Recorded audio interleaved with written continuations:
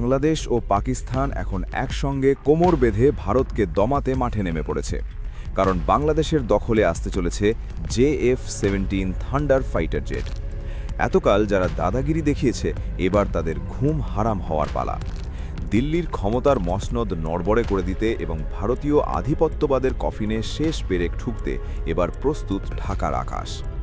পাকিস্তান থেকে আসছে সেই মরণঘাতী অস্ত্র, যা ভারতের তথাকথিত শক্তিশালী বিমান বাহিনীর জন্য সাক্ষাৎ মৃত্যুদূত হয়ে আবির্ভূত হয়েছে। গত ৪ জানুয়ারি পাকিস্তানের মাটিতে পা রাখেন বাংলাদেশ বিমান বাহিনীর প্রধান air chief marshal Hasan Mahmud Khan. আপাতদৃষ্টিতে এটি একটি সাধারণ সফর মনে হলেও এর পেছনের কারণ ও গভীরতা দিল্লির সাউথ ব্লকের রীতিমতো ভূমিকম্প সৃষ্টি করেছে।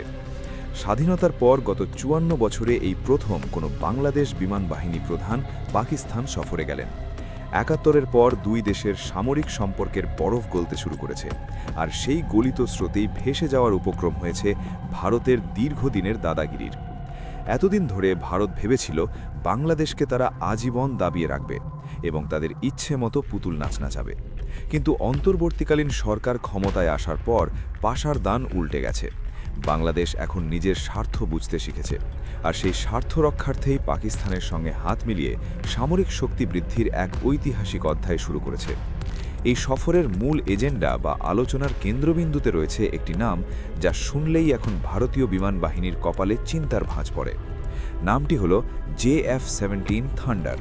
তবে বাংলাদেশ সে সংস্করণ কিনছে না, বরং আলোচনা চলছে এর সবচেয়ে আধুনিক ও বিধ্বংসী সংস্করণ JF-17 থান্ডার ব্লক 3 নিয়ে। পাকিস্তান ও চীনের যৌথ প্রযুক্তিতে তৈরি এই যুদ্ধ বিমানটি আক্ষরিক অর্থেই আকাশের এক নীরব ঘাতক। এতদিন ভারত তাদের রাফাল আর তেজাস যুদ্ধ বিমান নিয়ে যে গর্ব করত, সেই গর্ব মাটিতে মিশিয়ে দিতেই এই বিমানটি ডিজাইন করা হয়েছে। হাসান মাহমুদ খানের নেতৃত্বে ৬ সদস্যের উচ্চপদস্থ প্রতিনিধি দল যখন পাকিস্তানে এই বিমানটি নিয়ে দর কষাকষি করছে, তখন দিল্লির সামরিক বিশ্লেষকরা হিসেব মেলাতে ব্যস্ত যে তাদের সীমানার দুই পাশেই যদি এই একই মরণঘাতী বিমান থাকে, তবে তারা পালাবে কোন দিকে। কেন এই JF-17 থান্ডার ব্লক 3 ভারতের জন্য এতটা আতঙ্কের কারণ, তা জানাটা খুব দরকার। সহজ ভাষায় বলতে গেলে এটি একটি সাশ্রয়ী মূল্যের মরণ ফাঁদ। পশ্চিমা বিশ্বের রাফাল বা ইউরোফাইটারের মতো বিমান কিনতে যেখানে হাজার হাজার কোটি টাকা খরচ হয়, সেখানে অনেক কম খরচে একই মানের বা ক্ষেত্রবিশেষে তার চেয়েও ভয়ঙ্কর ক্ষমতার বিমান পাচ্ছে বাংলাদেশ। এই বিমানের সবচেয়ে বড় শক্তি হলো এর রাডার সিস্টেম। এতে ব্যবহার করা হয়েছে চীনের তৈরি অত্যাধুনিক KLJ-7A AESA রাডার। এই রাডারটি হলো এই বিমানের চোখ, যা সাধারণ যান্ত্রিক রাডারের চেয়ে বহুগুণ শক্তিশালী। এটি আকাশে থাকা অবস্থাতেই একসাথে একাধিক লক্ষ্যবস্তু শনাক্ত করতে পারে এবং নিমিষেই লক করে ফেলতে পারে। অর্থাৎ ভারতীয় বিমান কিছু বুঝে ওঠার আগেই দেখবে যে তারা লকড হয়ে গেছে। কিন্তু আসল খেলাটা জমবে এর মিসাইল সিস্টেমে। JF-17 থান্ডার ব্লক 3 বহন করতে পারে PL-15 নামের এক ভয়ঙ্কর এয়ার টু এয়ার মিসাইল। এই মিসাইলটি বর্তমান বিশ্বের অন্যতম সেরা দূরপাল্লার ক্ষেপণাস্ত্র। এর রেঞ্জ বা পাল্লা প্রায় ৩০০ কিলোমিটার। সহজ করে ভাবুন যে বাংলাদেশের আকাশে উড়তে থাকা একটি বিমান ৩০০ কিলোমিটার দূর থেকেই ভারতের আকাশে থাকা কোনো যুদ্ধ বিমানকে ধ্বংস করে দিতে পারবে। একেই বলে বিয়ন্ড ভিজুয়াল রেঞ্জ বা দৃষ্টিসীমার বাইরের যুদ্ধ। ভারতীয় পাইলটরা বুঝতেই পারবে না যে মৃত্যু কোথা থেকে এলো। ভারতের গর্বের রাফাল বা তেজাস বিমানের এই রেঞ্জের মিসাইল ঠেকানোর ক্ষমতা খুবই সীমিত।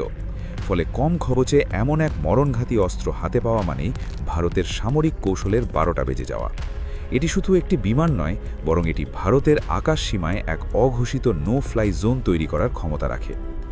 দীর্ঘদিন ধরে ভারত বাংলাদেশকে দুর্বল প্রতিবেশী হিসেবেই দেখতে চেয়েছে। তারা চায়নি বাংলাদেশ সামরিকভাবে স্বাবলম্বী হোক, কারণ বাংলাদেশ দুর্বল থাকলে তাদের পণ্য বেচা সহজ হয় এবং সীমান্তে দাদাগিরি করা সহজ হয়। কিন্তু পাকিস্তান থেকে এই যুদ্ধ বিমান কেনার উদ্যোগ ভারতের সেই সুখের স্বপ্নে আগুন ধরিয়ে দিয়েছে। সামরিক বিশ্লেষকরা বলছেন, বাংলাদেশ যদি ১৬ থেকে ৩২টি অর্থাৎ ১ বা ২ স্কোয়াড্রন JF-17 থান্ডার সংগ্রহ করতে পারে, তবে এই অঞ্চলের সামরিক ভারসাম্য পুরোপুরি বদলে যাবে। এতদিন ভারত শুধু পাকিস্তানের সীমান্ত নিয়ে চিন্তিত ছিল, এখন তাদের চিন্তা দ্বিগুণ হয়ে গেল। পূর্বে বাংলাদেশ এবং পশ্চিমে পাকিস্তান, এই দুই দিক থেকেই একই প্রযুক্তির এবং একই ক্ষমতার ফাইটার জেট যদি ধেয়ে আসে, তবে ভারতের আকাশ প্রতিরক্ষা ব্যবস্থা তাসের ঘরের মতো ভেঙে পড়তে বাধ্য। তাছাড়া ভৌগোলিক দিক থেকে ভারতের জন্য সবচেয়ে বড় আতঙ্কের নাম হলো চিকেন নেক বা শিলিগুড়ি করিডর।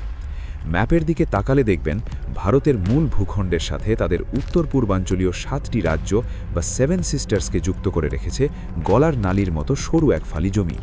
এই চিকেন নেক করিডরটি বাংলাদেশের উত্তর সীমান্তের একদম কাছে।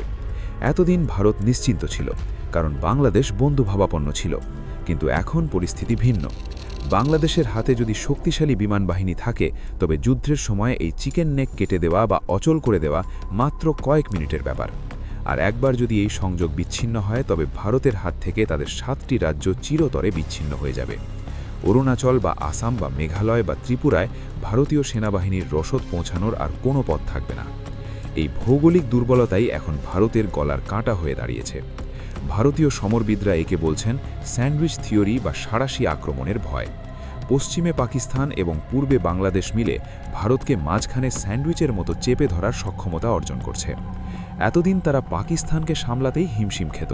এখন পূবের আকাশ থেকেও যদি একই রকম হুমকি আসে, তবে ভারতের আকাশ প্রতিরক্ষা ব্যবস্থা ভেঙে পড়তে সময় লাগবে না।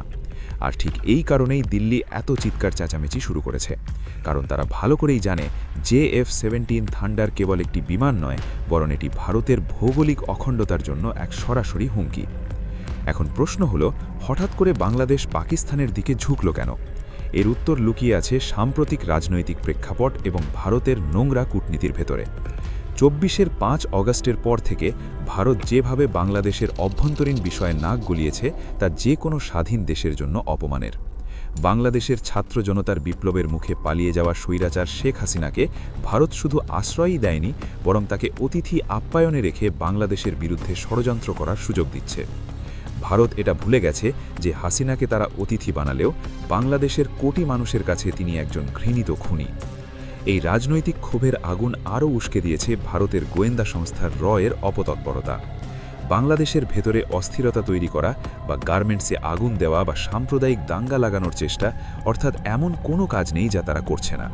তবে দেশের মানুষ এখন সচেতন। তারা দেখছে কিভাবে ভারতের ইশারায় দেশে অরাজকতা তৈরির চেষ্টা চলছে। সাম্প্রতিক সময়ে ওসমান হাদির মতো দেশপ্রেমিক মানুষদের নির্মমভাবে হত্যার পেছনেও যে গভীর ষড়যন্ত্র রয়েছে, তা বুঝতে আর বাকি নেই কারো। ওসমান হাদির রক্ত এবং তার মতো আরও অনেকের আত্মত্যাগ প্রমাণ করে যে ভারত কখনোই চায় না বাংলাদেশ মাথা তুলে দাঁড়ায়।